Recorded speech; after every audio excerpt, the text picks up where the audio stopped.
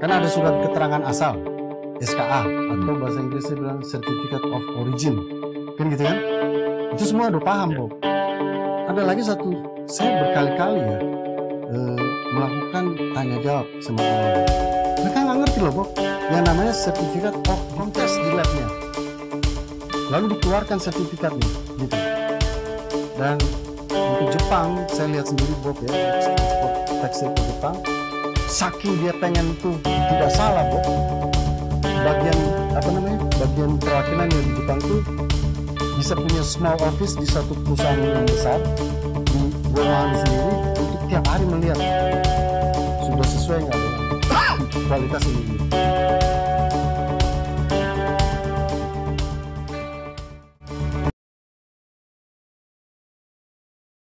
Halo, selamat malam.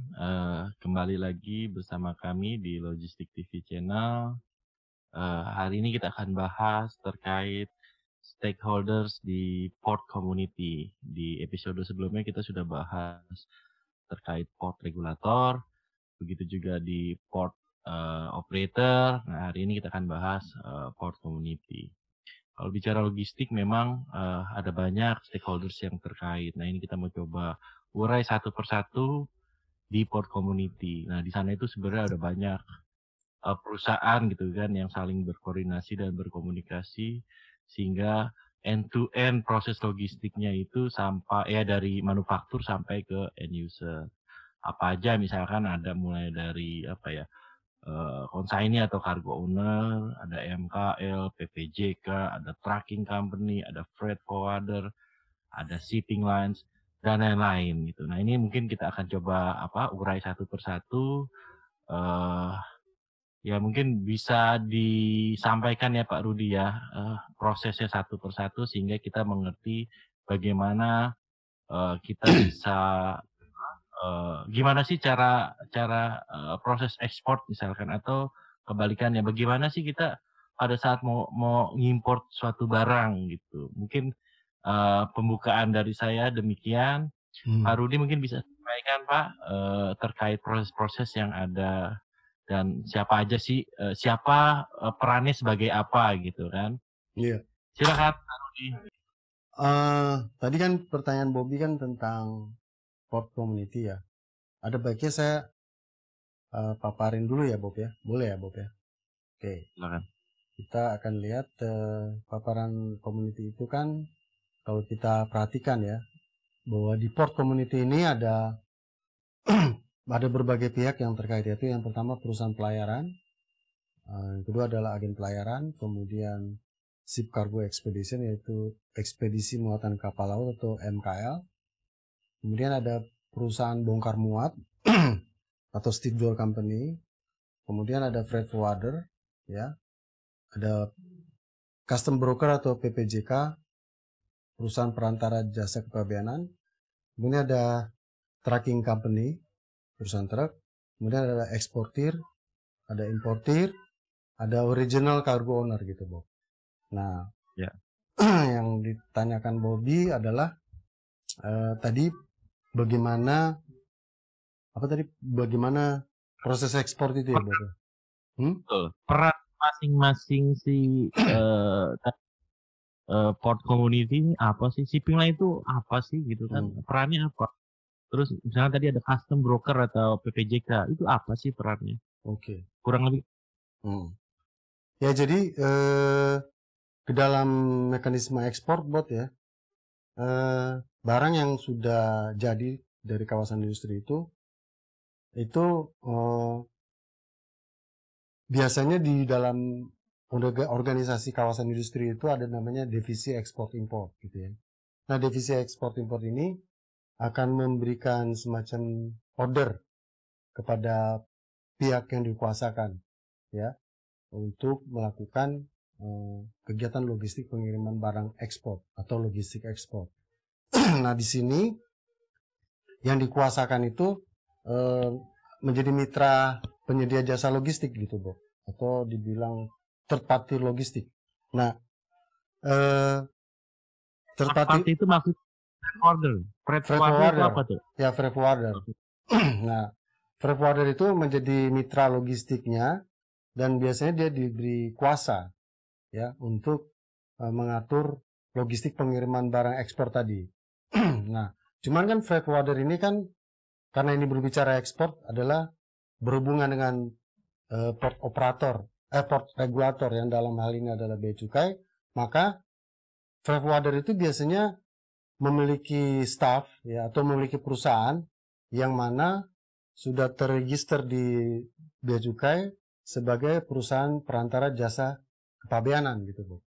Nah, orang ini atau perusahaan ini akan mengisi lembar formulir yang ada di bea cukai yang disebut dengan PEB, pemberitaan Ya. ekspor barang. Kemudian Ini yang PPJK, custom broker. ya, custom broker. Jadi perannya bisa bagian dari departemen freight forwarder atau dia subkonkan ke perusahaan PPJK gitu ya kurang lebih. Iya, makanya. Jadi ada memang perusahaan PPJK sendiri gitu ya. Ada biasanya freight forwarder itu ya dia juga terdaftar di bea cukai dan berperan sebagai PPJK gitu. Nah, udah 3 nih Pak ya. Tadi pertama bicara ada cargo ownernya, which is itu yang punya barang, gitu kan. Dia menguasakan barang ini untuk diekspor ke freight forwarder, gitu kan. Nah, si freight forwarder ini bisa berperan sebagai BPJK atau dia bekerja sama atau mensubkonkan lagi ke perusahaan memang khusus BPJK atau custom broker ya. Iya, gitu. Gitu ya. Oke, berarti udah ada 3 nih yang bisa kita jelaskan. Selanjutnya apa? Selanjutnya setelah diajukannya pemberitahuan ekspor barang PEB tadi, maka data-data itu akan masuk ke bea cukai, kemudian akan mendapat respon, Bu. Namanya NP, nota persetujuan ekspor, gitu ya.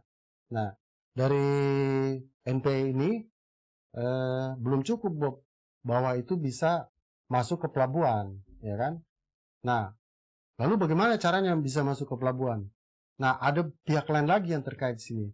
Yang dalam saya ulang lagi kasih lihat ininya.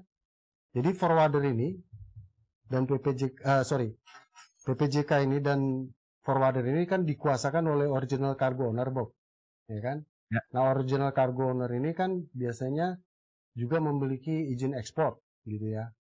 Nah, atau kenapa saya bedakan, bisa saja ini holdingnya adalah mempunyai izin ekspor, tapi original cargo ownernya adalah sister company atau sebaliknya gitu. Ya. Oke. Tapi kalau import kan saya pernah dengar tuh ada pengenal import ya kalau nggak salah namanya ya. Artinya dia memang sudah mendaftarkan sebagai pengimport. Kalau ekspor sama, ada nggak registrasinya atau seperti apa? Dia eksportirnya harus terdaftar, gitu ya, harus terdaftar. Ada juga ya. Cuman di dalam filosofi kepabeanan dimanapun ya, barang-barang yang akan masuk negara tujuan, maka yang lebih berperan adalah negara tujuan itu yang akan melakukan filterisasi. Ini barang boleh masuk atau tidak, atau ini larangan terbatas atau tidak. Nah, tetapi untuk negara yang melakukan ekspor juga ada larangan terbatas, Bob. Misalnya gini, dia mau ekspor kayu gitu, Bob, gelondongan gitu kan. Lalu ada keluar dari pemerintah mengatakan nggak bisa lagi, ya, atau boleh tapi terbatas. Nah, itu sebagai eksportir dia tahu yang sudah terregistrasi di bea cukai, dia tahu, sehingga sistemnya juga dia tahu akan melakukan respon NPE bahwa ini sudah lewat kuota ekspornya, sehingga dia tidak dapat izin NPE-nya, tidak dapat persetujuan ekspornya gitu, Bu, dan tidak bisa dibawa oleh kegiatan logistik barang itu ke pelabuhan. Kita baru bicara di lini di luar pelabuhan gitu, Bob ya. Nah, oke. Kita balik lagi ke gambar tadi ya, bahwa setelah PPJK Custom Broker mengisi di lembaran atau elektronik PEB, dapat respon, tapi barang itu belum tentu bisa langsung masuk pelabuhan, Bob. Oke. Karena barang itu kan ada terkait dengan mau diangkut pakai kapal apa di sini, Bob. Ya, Ya kan? Ada perusahaan pelayarannya, ada agennya, gitu kan. Nah, menurut peraturan menteri peraturan menteri PM 93 ke Kementerian Perhubungan tahun 2013, setiap perusahaan pelayaran ya yang memiliki surat izin usaha angkutan laut harus menunjuk agennya di pelabuhan setempat. Nah, berarti forwarder yang di sini yang dikuasakan menjadi satu pintu untuk berkoordinasi dengan agen pelayaran nih gitu, Bob. Siapa nih? Ada nggak kapal dari Priuk ke pelabuhan tujuan misalnya apapun di Eropa misalnya, karena ini ekspor kan, atau di Amerika gitu kan. Nah, koordinasi antara freight forwarder dengan shipping agent ini menghasilkan daftar ya, bahwa itu ada schedule-nya, ada kapalnya. Tapi itu hanya merupakan sebagian kecil saja koordinasi antara freight forwarder dengan agen kapal muatnya, ya kan? Karena kapal yang dimuat di atas kapal itu, ya, tidak hanya milik freight forwarder ini sendiri kan, Bob. Tidak hanya ini kan, Bob. Ada banyak original cargo owner dalam satu kawasan industri yang menjadi sumber ekonomi yang sudah ada, mengirim barang gitu kan. Nah, sehingga kapalnya secara okupansi di atas palka maupun di bawah palka kapal itu terisi penuh. Nah, ini dilakukan oleh forwarder dengan agen kapal, tetapi si agen kapal ini harus melihat itu di pelabuhan sudah kalau dikenal di pelabuhan itu sudah melakukan booking stack nggak, Bu? Gitu. Oke. Ya kan? Apa itu booking stack? Booking stack itu suatu lahan yang ada di lini satu pelabuhan yang di-booking secara luas ya, bloknya secara luas, bisa secara setengah blok atau tergantung kebutuhan dari perusahaan pelayaran tersebut.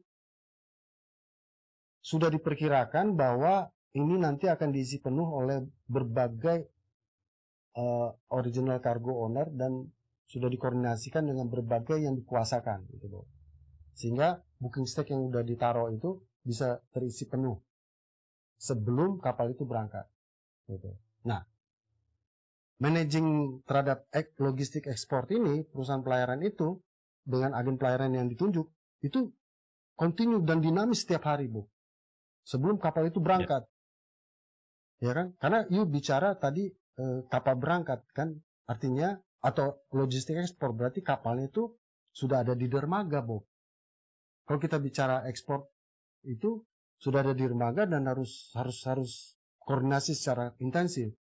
Apakah bisa kapal itu belum ada di dermaga melakukan koordinasi? Bisa juga dan lebih baik gitu, Bu. Ketika melakukan koordinasi kapal itu belum ada, lebih baik, dan si perusahaan pelayaran udah tahu, oh ini nanti akan ada order di pelabuhan ini. Saya lihat okupansi muatan saya di bay kapal ini bisa ada, gitu kan. Nah, tapi kalau kita kembali ke sini, Bob, hal itu belum membuat bahwa barang itu secara fisik bisa bergerak ke pelabuhan, Bob. Gitu kan? Ya kan? Udah diurus dokumennya, udah dikoordinasikan semuanya bahwa ada tempat di kapal, tapi belum bisa dibawa pelabuhan gitu, Bob. Nah, kenapa belum bisa dibawa pelabuhan? Karena kalau itu berhubungan dengan kontainer LCL, Bob, kontainer LCL, bahwa satu kontainer itu ada banyak eksportir gitu, maka kontainer secara utuh belum bisa masuk ke pelabuhan. Karena kontainer itu harus melalui suatu proses yang namanya consolidation export, gitu kan? Di mana dilakukan consolidation export itu? Ya di lini penyangga lahan TPS yang ada di sekitar pelabuhan biasanya, gitu kan? Ditunggu sampai kontainer itu penuh, Bob, baru akhirnya itu juga belum bisa masuk pelabuhan sampai yang dikuasakan ini membayar berbagai kewajiban yang berhubungan dengan tarif-tarif jasa yang ada di pelabuhan gitu, Bob. Ya kan? Oke. Nah, you bisa bayangkan ya koordinasi ini, Bob, ya kan? Nah, kita balik lagi ke gambar tadi. Ya. Jadi, kalau itu konsolidasi outbound, maka kontainer itu sendiri yang belum bisa masuk pelabuhan karena masih menunggu original cargo owner-nya masuk ke situ, ke dalam kontainer itu sendiri, Bob. Nah, oke. Sekarang katakanlah Barangnya. Hah? Ya barangnya maksudnya gitu kan. Iya, jadi satu kontainer itu ada berapa palet, berapa CBM, berapa original cargo owner yang dikuasakan gitu kan kepada yang terkait gitu. Dia harus tunggu gitu. Nah, itu ceritanya tentang konsolidasi ekspor. Nah, tapi kan ada prakondisi, Bob, sebelum melakukan kegiatan konsolidasi itu, yaitu namanya stuffing ya, memasukkan barang itu ke dalam kontainer, gitu kan? Bahwa kalau udah ada original cargo owner-nya, udah ada barang jadinya, mana kontainernya, kan gitu, Bob. Berarti kan si yang dikuasakan ini harus melakukan suatu managing logistik ekspor kepada tadi, yang gambar tadi. Kita balik lagi di gambar ini ya. Bahwa yang punya kontainer itu kan perusahaan pelayaran, Bob. Melalui agennya dia bilang, kontainernya di mana gitu kan. Nah, jadi kontainer itu mereka harus berkoordinasi ada di mana dan siapa yang mengambil. Gitu kan? Apakah forwardernya? Hah? Itu Pak Rudi apa ya? Hah? Depo tuh ya. Ya, Port depo. Community. Biasanya kan kalau kontainer itu kan di depo tuh. Iya, di MT depo, MT kontainer itu ada di depo. Nah, ini koordinasinya kalau bicara hanya forwarder dengan agen kapalnya ya kelihatan satu kontainer ya kita tunggu aja. Tapi kan ini satu kapal itu rata-rata banyak, bisa ribuan gitu. Apalagi kemarin itu kan kita bilang ada kunjungan kapal dengan 5.000 sampai 8.000 sampai 10.000 bahkan megaship gitu kan mengunjungi. You bisa bayangkan nggak tuh targetnya dia mau ngisi semuanya itu gitu, ya kan? Nah, oke. Setelah dia melakukan pemesanan empty container, ya kan? Setelah semuanya sudah oke gitu kan? Nah, masing-masing yang dikuasakan dari original cargo owner itu membuat namanya shipping instruction, Bu. Shipping instruction kepada perusahaan truk. Nah, ini kita bicara di gambar tadi perusahaan truk, ya kan? Jadi dia menerbitkan shipping instruction dan truknya siapa agar kontainer tadi sudah penuh itu bisa masuk ke pelabuhan. Tapi dia pastikan bahwa booking stack yang sudah dilakukan oleh agen pelayaran tersebut sudah tersedia, Bob. Gitu. Ya.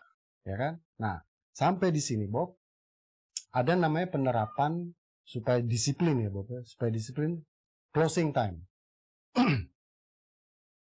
Ya kan?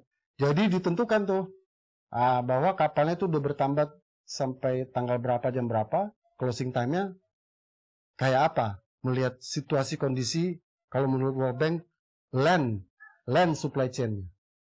Ya kan? Kalau terlalu padat dan situasi tidak memungkinkan, closing time-nya ya diatur lah elastisitasnya gitu.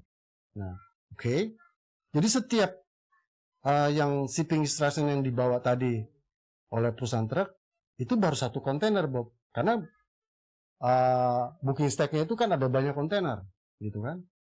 Nah, nunggu lagi kan dari yang lain. Apakah ada jaminan bahwa yang lain itu juga disiplin gitu, Bob? Sehingga booking stack itu cepat penuh sebelum closing time. Nah? Ya, oke. Sebelum closing time. Nah, closing time itu booking stack itu kan ada biaya. Ya kan yang dibayar oleh agen kapalnya, ya kan? Nah, biayanya juga agen kapal menetapkannya itu menagih kepada freight forwardernya kan yang dikuasakan. kan gitu kan. Sehingga waktu dia mau masuk pelabuhan dengan truknya, dia sudah bayar penumpukan yang ada di booking stack tadi, gitu kan. Karena kalau dia nggak bayar, dia nggak bisa masuk, Bob. Nah, tanda bukti dia sudah bayar, dia mendapatkan yang namanya, saya sebutnya job slip ya, Bob ya. Job slip itu terdiri dari shipping instruction, terdiri dari shipping order, terdiri dari commercial paper yang terkait untuk PEB dan NPE gitu ya, Bob ya. Kemudian bukti bayar dari forwarder ke operator pelabuhan bahwa dia sudah melakukan pembayaran penumpukan di operator pelabuhan setempat atau terminal. Nah, ketika dia bayar, dia menerima job slip lagi, Bob.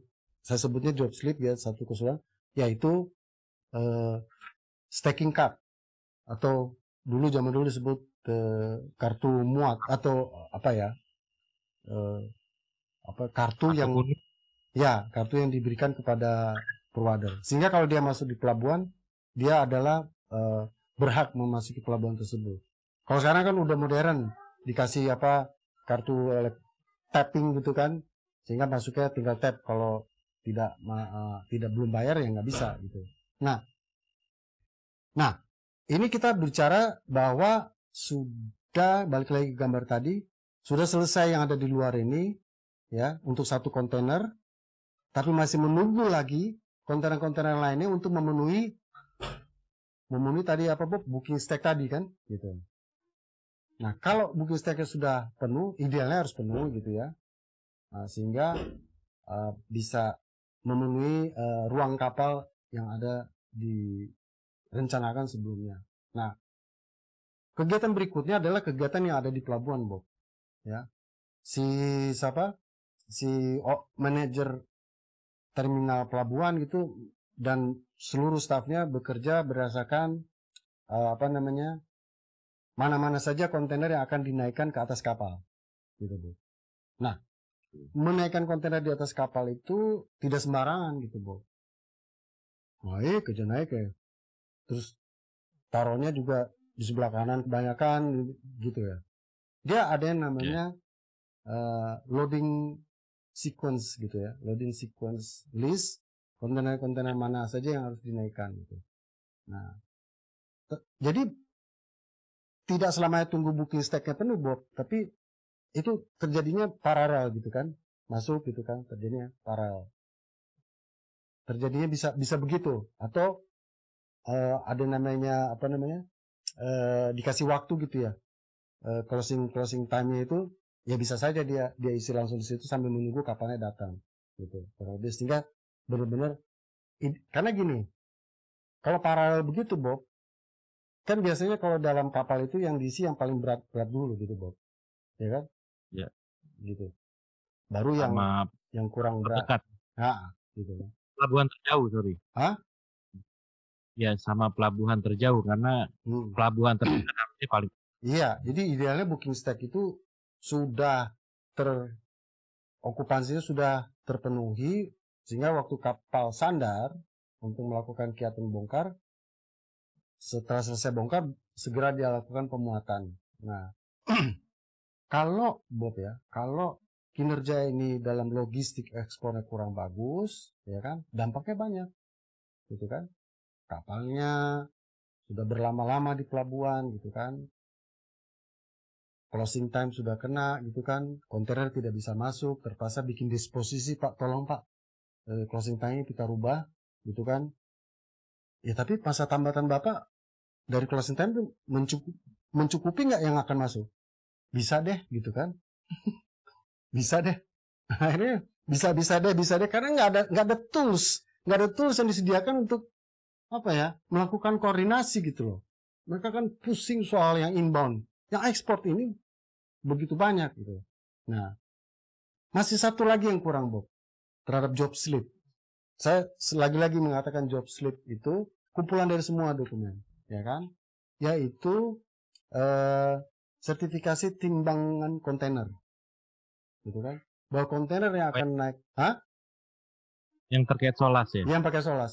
Kontainer yang akan naik untuk ekspor itu harus mengikuti aturan IMO, ditimbang gitu, Bob. Nah, itu juga ada biayanya, Bob. Ya kan? Ditimbang, dapat sertifikat, masuk pelabuhan. Nah, setelah job slip tadi sudah komplit gitu, Bob, ya baru dia boleh masuk pelabuhan gitu. Nah, setelah masuk pelabuhan juga tidak langsung semena-mena harus menaikkan ke atas kapal. Karena tadi ship plan terhadap kapal itu ada balance-nya gitu kan. Dia harus atur lewat yang namanya loading confirmation, bahwa kontainer ini sudah on board, sudah di atas kapal. Dia ada semacam kertas kerja atau monitoring gitu, dashboard yang kayak gitu. Nah, sering kali Bob akhirnya harus ada namanya loading list gitu, Bob.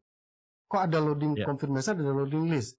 Karena itu tadi keterlambatan dari segi land supply chain-nya, kalau menurut terminal, saya pinjam ya terminologi World Bank, kurang solid, sehingga ini list mana nih yang sudah masuk pelabuhan, yang sudah placement, lalu di-combine dengan loading confirmation gitu. Wah, ternyata selisihnya nggak begitu banyak. Oh, ternyata lama banget gitu kan. Nah, ini tidak mudah Bob mengkoordinasi, karena kapal itu dia berada di area tambatan kan ada waktunya gitu kan. Ada jaminan nggak ketika dia bikin bahwa dia estimate time departure semuanya itu sudah selesai gitu kan. Nah, kalau ini dilakukan ketika kapalnya bertambah, ya udah terlambat, Bob.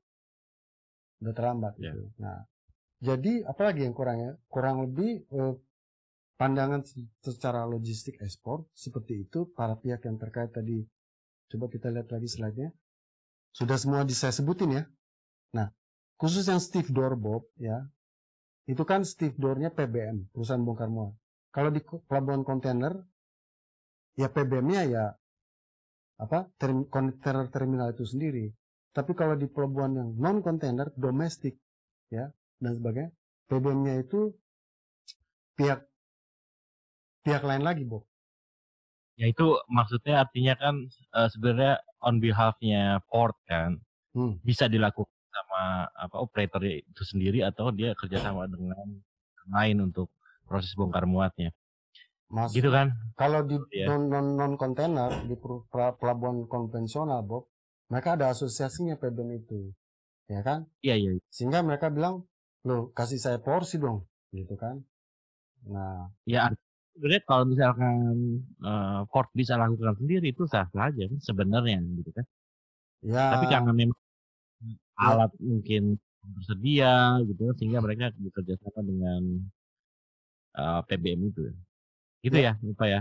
Ya, harusnya begitu, gitu kan. Cuman kan itu kan sebenarnya port operator kan. View-nya kita itu port operator ya.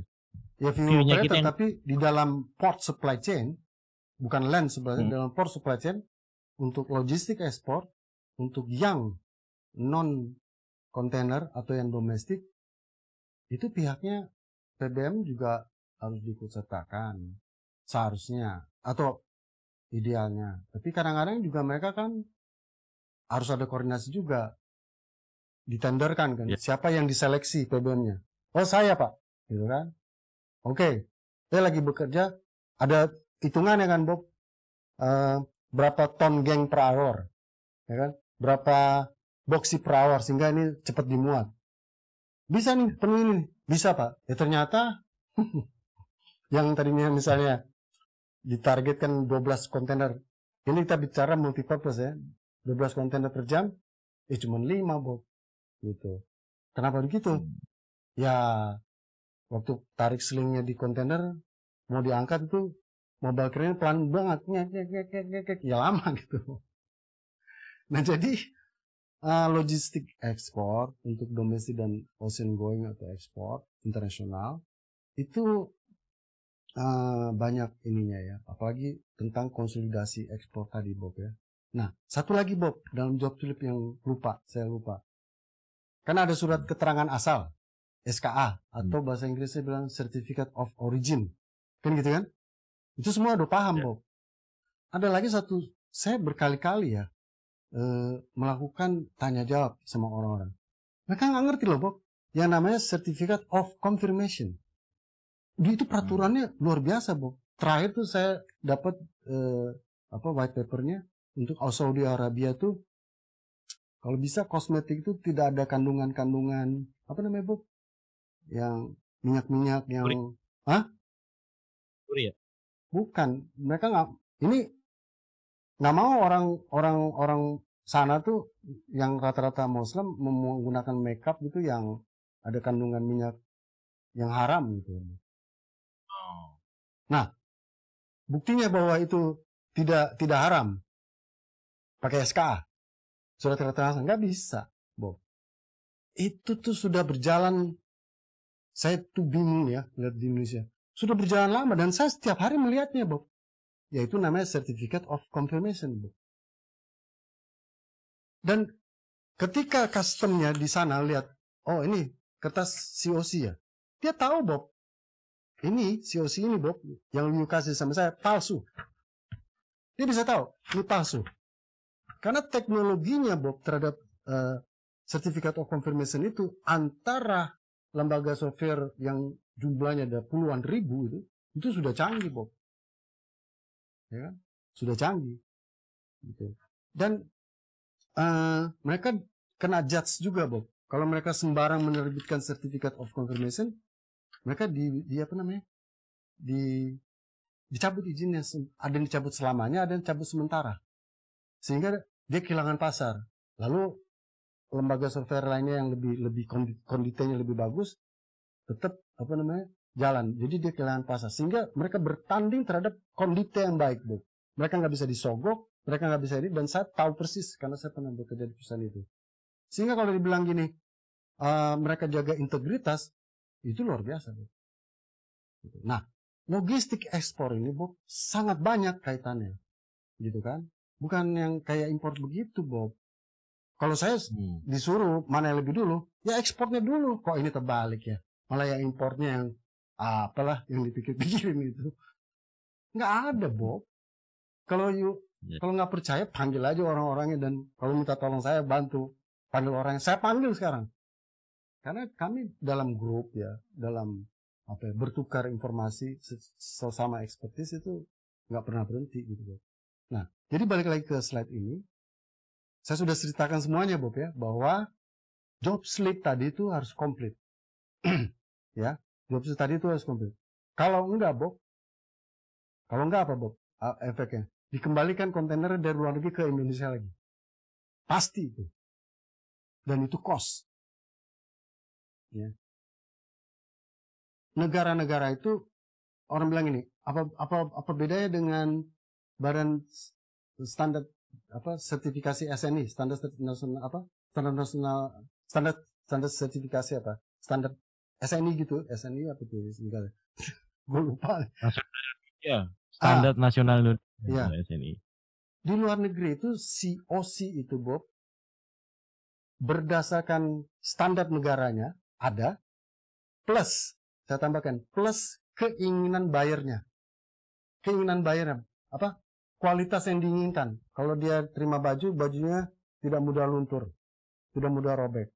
Itu ada Bob, dan itu dites di labnya, lalu dikeluarkan sertifikatnya gitu. Dan untuk Jepang, saya lihat sendiri Bob ya, ekspor tekstil ke Jepang, saking dia pengen itu tidak salah Bob, bagian perwakilan yang di Jepang tuh bisa punya small office di satu perusahaan yang besar di ruangan sendiri untuk tiap hari melihat sudah sesuai nggak dengan kualitas yang diinginkan. Itu sehingga memang daya jualnya juga luar biasa Bob. Bukan ini penting Bob ya. Saya melihat pemerintah genjot ekspor gitu kan. Waduh, serem kali. Genjot. Lu kalau genjot Bob, kemana? Mengerti nggak bahwa job slip itu di negara tujuan itu dinamis dan berubah terus, Bob? Dinamis dan berubah terus. Saya setiap hari lihat itu. Waduh, ini berubah ya. Aturannya mesti begini ya. Ikutin prosedurnya. Berubah terus, Bob. Ya kan? Dan negara-negara yang punya buying power yang tinggi, Bob, seperti Saudi Arabia dan lain-lain sebagainya, itu teliti soal itu, Bob.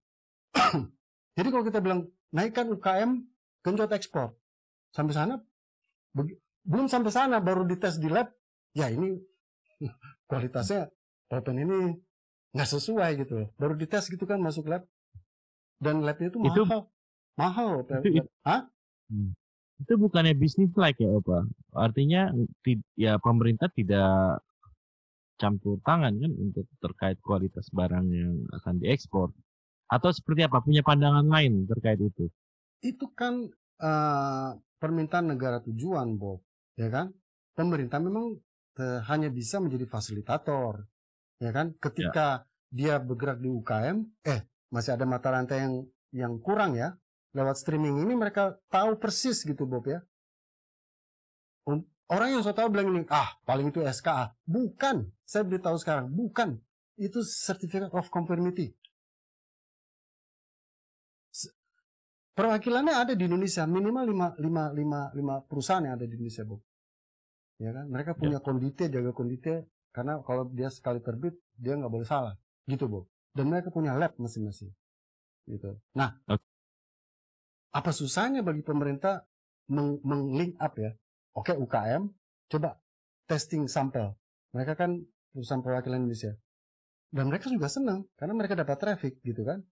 Lalu dites, ini kurang Pak kualitinya. Sepatu buatan Bandung itu, kalau di negara ini peraturannya gini, kurang. Dan mereka teknologi jelas, Bu.